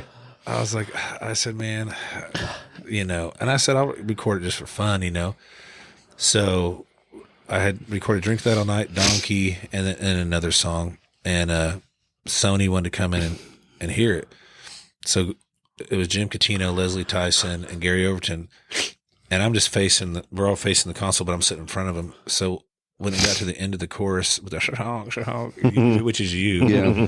I turn around and they're dying laughing, which I was like, okay, I didn't know, Yeah.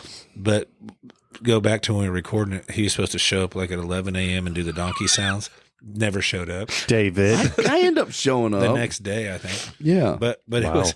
so Drink That comes out and, was, like you said, fortunate enough to go number one. Well, XM starts playing it and it starts sounding like crazy. So the label was like, hey, I think we need to go with Donkey next. And I said, are you serious? And they go, yeah. And I said, here's the thing. I said, I feel like Drink That All Night and Donkey are kind of like, they're rocking and they're kind of the same family. I said, there's a song called I Can't Give In Anymore that was more of a ballad. Another one called Space. Mm-hmm. I said, let's just split up. And they go, well, it's hot right now on XM and, coming off this. So I said, I can't believe like I'm the voice of reason. So they take me to, like, the head of promotion takes me to dinner, and her and her husband are trying to convince me to put it out, and said, our kids love it, and all this stuff. So I just said, what happens when people call in and say they don't like it? And they said, oh, they're not going to worry about a couple complaints. So Wait for it. So, as you know, it comes out, debuts in the top 40. Yeah. I mean, it was crazy. I go to Alaska to fish. I don't have any service. By the time I got to service, I had another song out.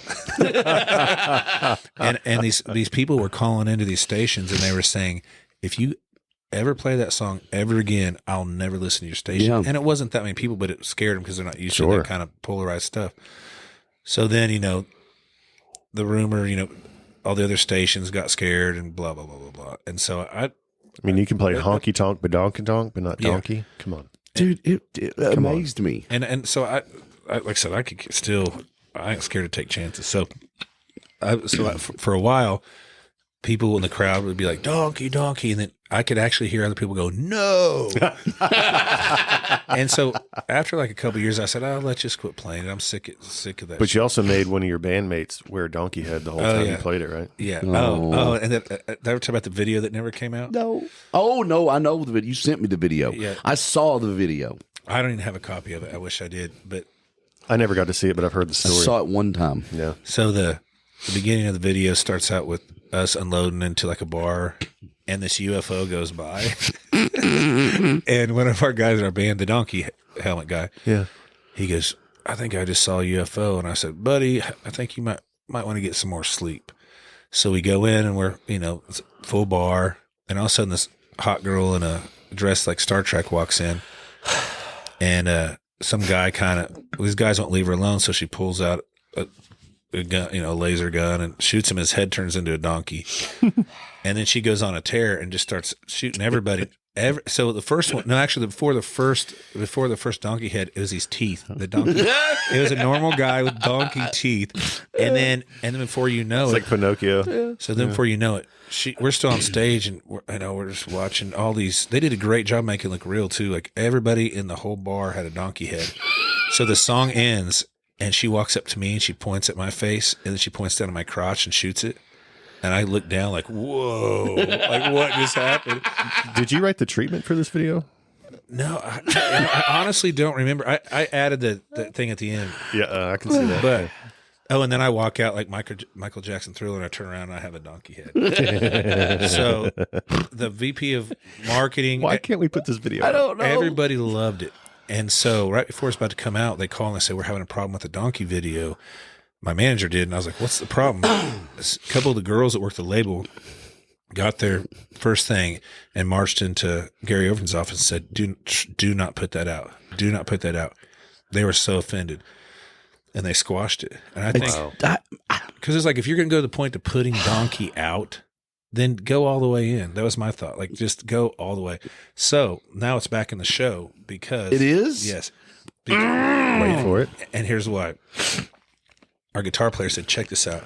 And he showed me this YouTube video that said, here we're featuring the top 10 weirdest country songs of all time. So now on stage, I said, ladies and gentlemen, I got a surprise for you. And they start cheering. And I go, hey, not all surprises are good. and then I said,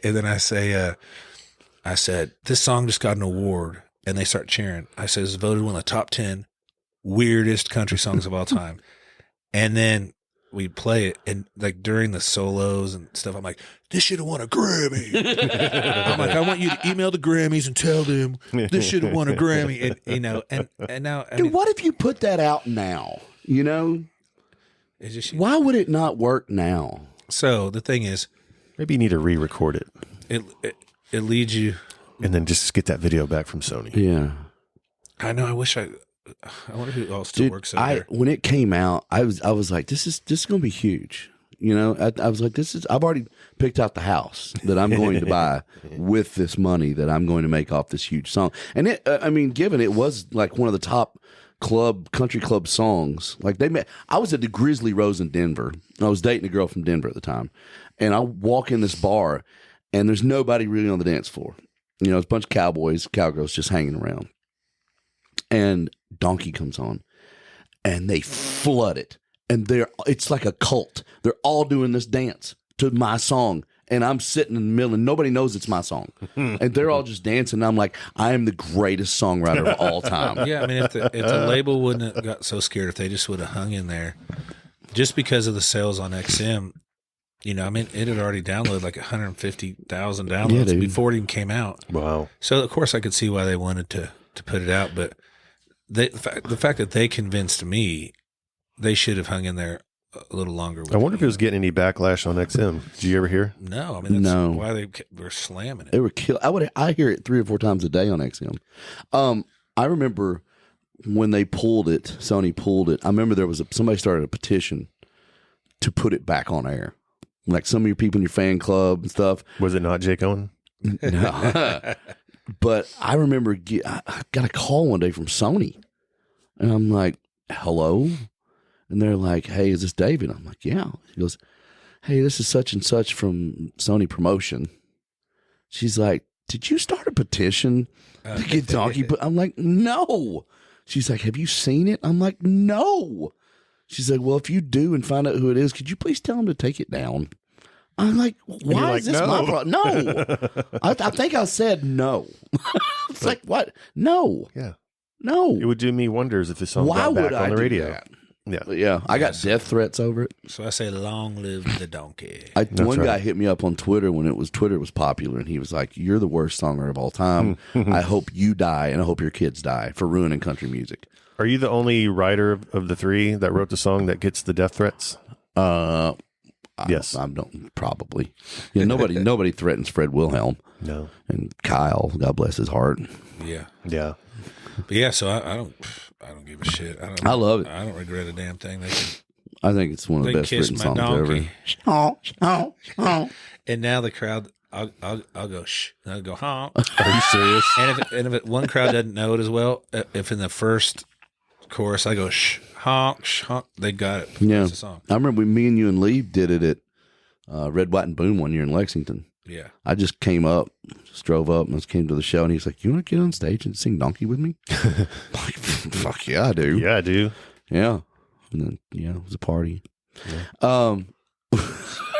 So at least it's one of the top 10 weirdest. It's on a list. It is on lists, multiple lists. It won an award. Yeah, both. It was like the number one club song in 2013 or whenever it came out, 14. It just people don't. Because what I realize, people that are smart usually have visual sense of humors. Yeah. And if you have a visual sense of humor, you think it's funny. If you don't, you don't. Maybe you were just ahead of your time. I bet if you put it out now, it'd probably I'd 100% do really well. say that. Yeah. I think People need the donkey. Well, I mean, and you want polarizing songs. Yeah. I guess that was a little too polarizing. Well, there was someone that sent me a video of a NFL game, like going to commercial that was playing it. Really? Yeah. Wow. Yeah. I mean, I still get my BMI statement. It's just like this played in St. Louis at the Blues game, at the hockey match or hockey game, whatever you call it. I don't know what it's called. I'm not Canadian. Yeah. Hockey match. Yeah, sure. Hockey pitch. I don't know. Hockey pitch. I don't know. The ice place. The hockey ice thing. Yeah. The rink. Yeah. What are you doing now in your life? I mean, I know. I just want you to tell the people. Well, I see you quite often, actually. Yeah. And it's enjoyable. Yeah, well, thank you. It fills up my loins. It was weird because, COVID was a disaster. But it's so funny because Lance will be like, I had pretty much back-to-back number ones during COVID. I wish we'd have another pandemic, in the mic. But with me, it was, I started, because I went to college for sound and all that stuff, but I never used it here because it's got the best people in the world. Yeah. So during COVID, I really buckled down, just dialing back in as an, like a better term, engineer, and bought a lap steel, and somehow, by the grace of God, I figured, I could just do it. I've never had an instrument like that. And nobody can play steel guitar that doesn't play steel guitar, and you taught yourself how to play steel guitar. Well, the hardest part is if you just try to jam on, if you just take the time to really suffer through figuring out where everything is, because it's, It's like flying a helicopter, right? Lift drag versus rotation. Yeah. Yeah. It's like your knees do one thing, your feet do one thing, and both of your hands doing two different things. Well, I bought the lap steel first, and I did the old C6, which is a Hawaiian and like vintage country, Western swing. And it's been kind of forgotten. Like if you try to look up YouTube videos to learn stuff, it's like hardly anything. But I always loved that sound. And actually the tuning just makes more sense to me. And I just connected with it. So I told Lee, I said, man, I think I can play pedal steel. So, I mean, maybe I'm probably not, but I just had a feeling. And so I bought one. And what was weird is, when you have big old fat fingers, it's hard to play lead guitar and stuff. But when you have the levers where your knees and the pedals are, they're like other fingers. So to me, it's easier because don't have to, you can just use your knees, and that was the same thing as just trying to figure out what takes you to what chord and stuff like right. that. And just start. And so during that time, I was duck hunting, and Lee called me and goes, hey, Garth Brooks' daughter, Allie, wants to know if we want to produce some songs on her. And I was like, yeah, so that'd be amazing. So Lee and I, had such a great time. He asked me to work with him on his new record. And we've all just learned so much over the last 3 years digging into it. Because I thought, man, it's fun to say, oh, you're producing Lee or somebody else, but you got to step up.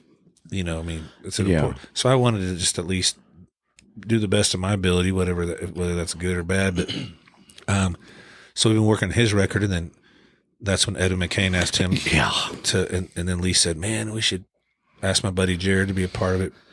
So we did his record, which was unbelievable to be a part of. And then Jana Kramer asked us to produce some stuff on her. So it's just been just snowballing, man. Well, it's something I didn't ever expect. And I always co-produced my stuff, and it's interesting because, we talk about compartmentalizing. Mm-hmm.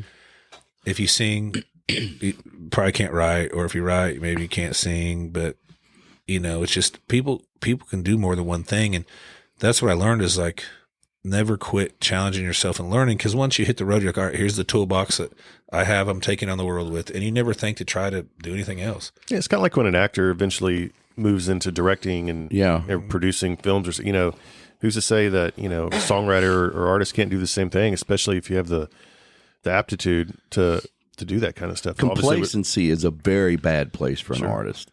I mean, if Madonna's taught us anything, you need to keep evolving over yourself. And you need to keep trying to make yourself better. And the fact that I just referenced Madonna makes me feel icky and nasty. Yeah, she doesn't even look like herself. Well, when she had the cone boobs. Yeah, dude. That's kind of what the erotic album and coffee table book. Yeah.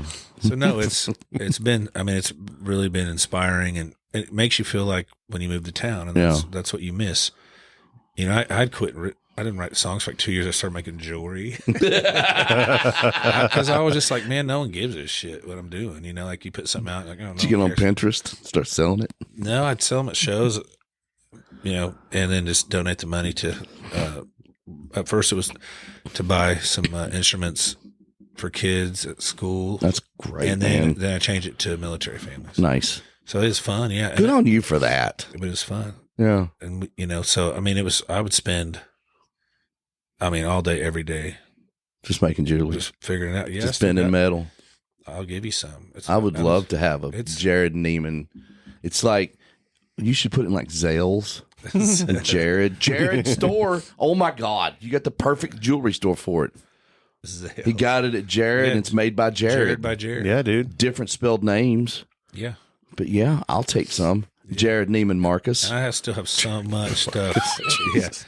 At Jerrod and Jerrod Niemann Marcus. Yeah. But yeah, I still have a bunch of the materials in the garage. I think we should all have we should have matching ones for the matching thing that you got me and Lee the other day, which is that was awesome, by the way.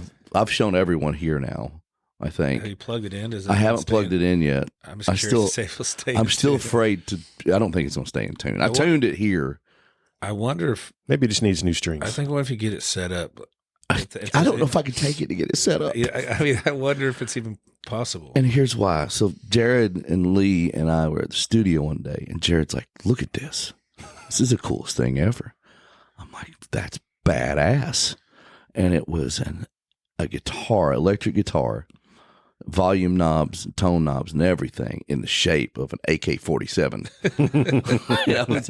And Jerrod goes, "Okay." And a little bit later, he goes, "Hey, I got us all one." And I'm like, "Shit me." And I thought he was half joking. And then I go out the other day to hang out again, and he goes, "Here you go." Open it up, and it's a guitar. It's electric amazing guitar, and yeah, everyone freaks out over it. They're like, "That's the greatest thing ever." Yeah, we were joking. Like, imagine taking that thing through TSA. Like, I said I'm going to try to. We're on stage even now in this day and age. I'm going to try. Yeah, don't go to Las Vegas to with that. Go through the airport with it and see what they do when they put that thing through the scanner.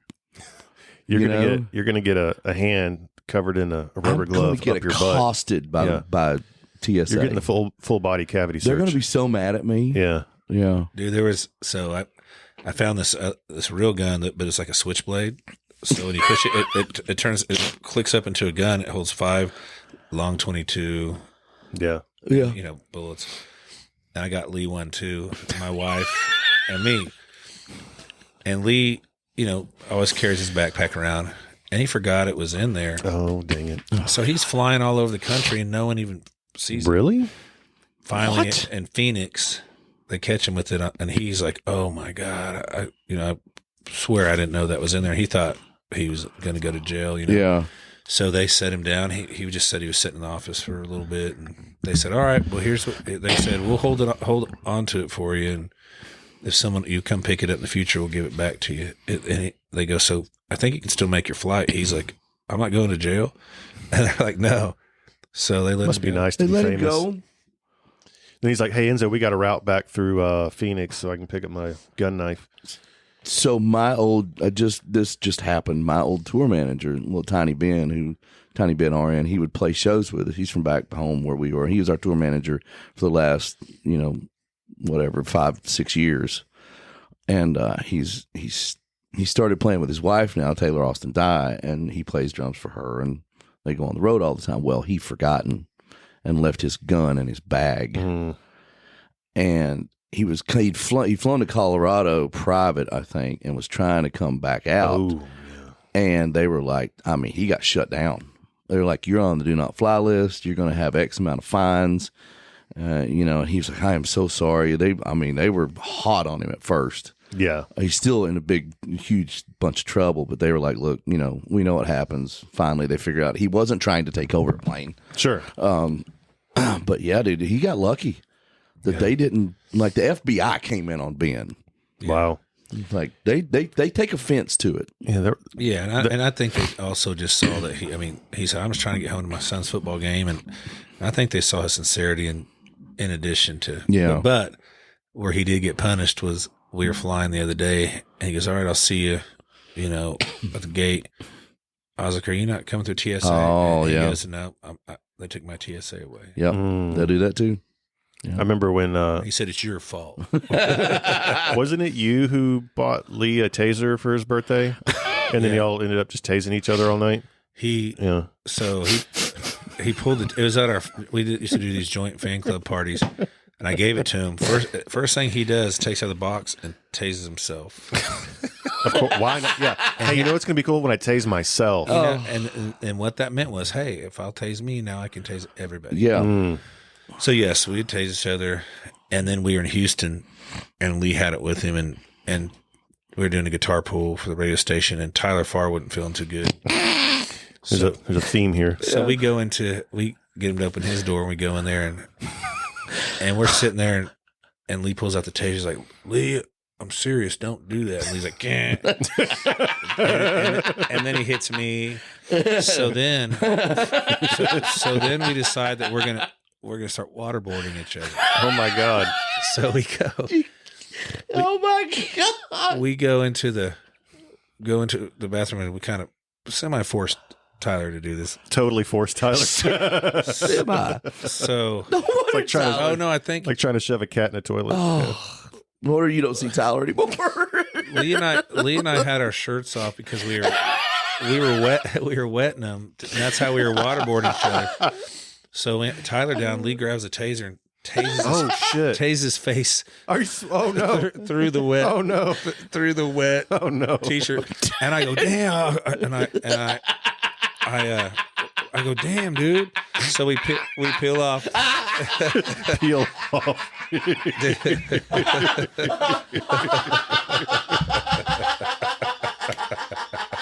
So I can't take it anymore. So I'm like, oh shit! I'm like, did it kill him? So I peel the skin off his face. Yeah. Peel the wet shirt off his face. I said, "Damn!" I said, "Are you okay? Can you see?"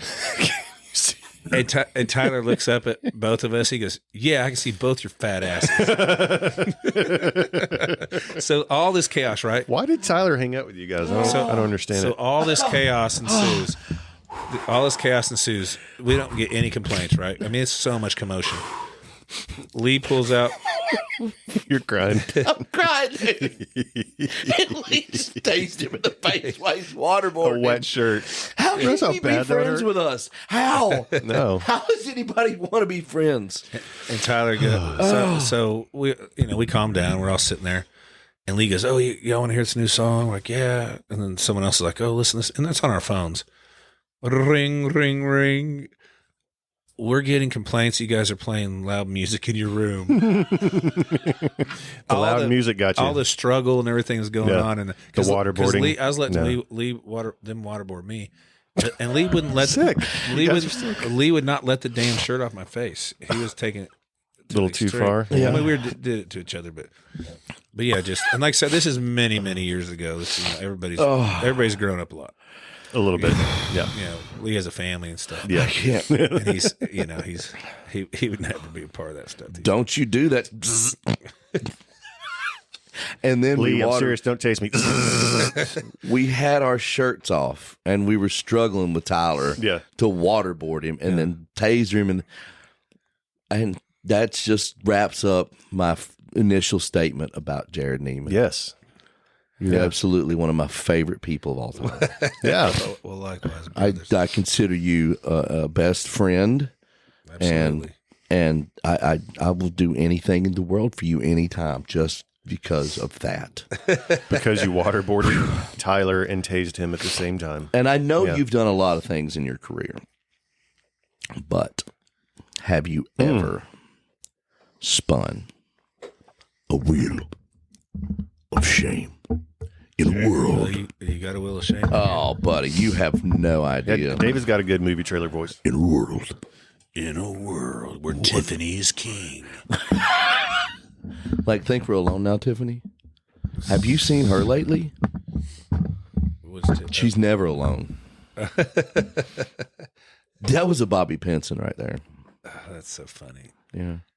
You ever spun one of these? No. You need to. I lived one. It's all in code, so it's not going to make sense to you. But so you just got to lean forward and give it a good old Price is Right spin. And then you'll tell me the rules after. Yeah. Did you get the other out? Or you get Not them out yet. the same I'm waiting time? for the spin. There's two things you got to do. You got to do this first. All right, let's try it. Yeah. Nice and easy. Round and round it goes. That's hypnotizing me, that thing in the middle. The swirlies in the middle. Okay. It's right in the middle. I guess it's a little left to 999. 999. Yeah. What's that? Have you never seen Inglourious Bastards? Yeah. 99999 Hitler. It's a great. Yeah. Well, something that was made in Germany. I don't know if it's made in Germany. Is it made in Germany? Yeah. Rumpelschmitz. the Nazi eagle on it and everything. The Nazi eagle. Wow. You'll have to back just because of my situation. Oh. I'm not supposed to be drinking, so Oh, well, you're pretend- not. but I'll Do you need to respin? Why don't maybe you so. respin? just Yeah. because this is probably the worst. moment. I do I'm that. just saying. I understand. Because, I was not going to do one either because I'm not an alcoholic like Colt. Although normally Yeah, I just respin. check. Respin. I didn't know you were on the clean train. It's fine. I'm at, Well, it's what I did last night. I'm And I actually- woke up and ate a ribeye I'm this actually morning. proud of you. It's because Strike one. Dragon's breath. Oh, perfect. This is perfect. We can all do this one. I got dragon's breath right now. Yeah, out of my butthole. What? You don't brush that thing? I don't. I don't like that. I don't like that cover on that. What you can't see right now is it's a bottle of hot sauce with a Well, let me at least death on top of it and a sip of cape. water. It's got a cape and a skull on it. Okay, let's go. Oh, Jesus. Don't we all? Lord help us. So this is a dangerous hot sauce. I don't know, man. I don't know. I think so. It seems like a new one. Oh, well, it's old hot sauce. Well, I've eaten 2 Carolina Reapers before. This will be fine for you then. Have you watched We Are Champions on Netflix? You need to watch as soon as you get home. We Are Champions. It's Rainn Wilson from The Office, Dwight Schrute. He's narrating this thing, and it's like all these weird competitions. And the first one's like the cheese rolling in England, where they roll the big thing of cheese down the hill, the steep hill, and like 100 people chase after and try to be the first one down the hill, and you get the wheel of cheese. You can take it home and Brody, it's chaos. But it's like on a ski slope, a real Black Diamond ski slope pitch. And they roll this 50-pound roll of cheese down this hill, and these people are just flopping down this hill. and the cheese. And there's broken ankles, Oh, it's legs, great. arms. Fantastic. What kind but of cheese another- doesn't break? No, it's a big wheel of big cheese. wheel of cheese and It's like a tire. And another one is a pepper eating contest. They have all these backstory of these people, and the dude in Carolina that invented the Reaper invents this other one that's like worse than that. It's Pepper X. Buddy, these people this is what they do are babies. I mean, snot, crying, ambulances, except for one guy. Jerrod Mullins. This dude he's not human. I've never seen anything like it. We Are Champions on Netflix. You got to look it up. Okay. There's like frog jumping contests. Sounds like my kind of parties. Back when I would smoke a lot, The Devil's Lettuce, I would watch this, and it's the best thing ever. Now that it's still the best thing ever, even though I don't smoke or do anything else, because I love sobriety. It makes me feel good. I want to work out. Okay. All right, boys. Here we go. So just to preface this, it's hot sauce. It's very hot sauce. It's not going to bother you. Oh no, I'm sure it'll bother me. I'm just saying I like the pain. Wow. Cheers. Cheers, boys. Cheers, let's do it.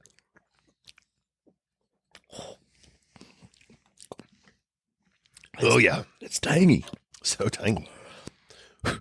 It's not much on the front end. You're right, but it does catch up. It catches up. Okay. Okay, Jerrod. So now, for the true Okay. I have to For the true Twain Town initiation. add the video. I have a bottle here of Atomic Rhino smelling salts. Have you ever done smelling salts before? Yes. Yes. I mean, not multiple times. Yeah. I'm not barely. Man, All right. that gets you on the back end, don't Yeah. it? It's real Especially hot. on the It's lip. real hot right now on the back of my throat. Well, on my lips where they're chaped. The You got chafed lips. Chaped lips. It hurts. I'm going to hand you the bottle. You're going to hold it about right here. I'm just and Big deep that's breath it. in. You're not going to die. You're not going to throw up. This will wake up someone that's dead. I'm sure I won't die. So, you can count me on to 3. 1, Two, 2, three. 3. Oh, you went straight into the nose. You did not follow directions. I'm going to do it again because it smells like something. Okay. Cat piss? And I got a stuffy nose. This is good. What does that smell? It smells like something.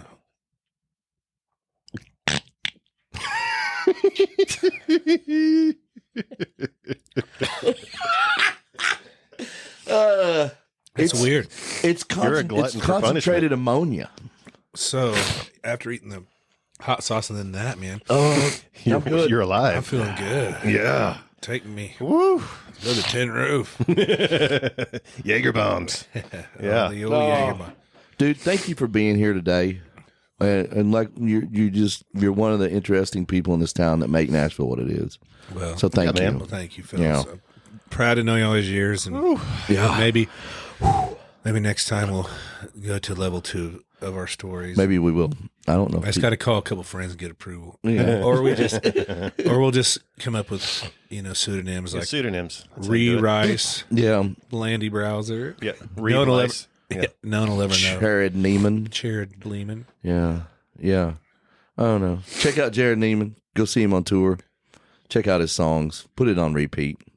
And check out Lee's new album. Check out Lee's new album. Edwin It's going to be McCain's new amazing. album. Edwin McCain, Jana Kramer. Yeah. Jared's a badass. So, Colt, tell these people where they can listen to us. If they Yeah. ain't listening to us on this thing, which I don't know why we would tell them where to listen to us if they're listening to us. Yeah. In case you're not listening, no we sense. are available on all streaming In platforms. case you can't hear us right You now. can find us on Facebook, Instagram, and Twitter. Yeah.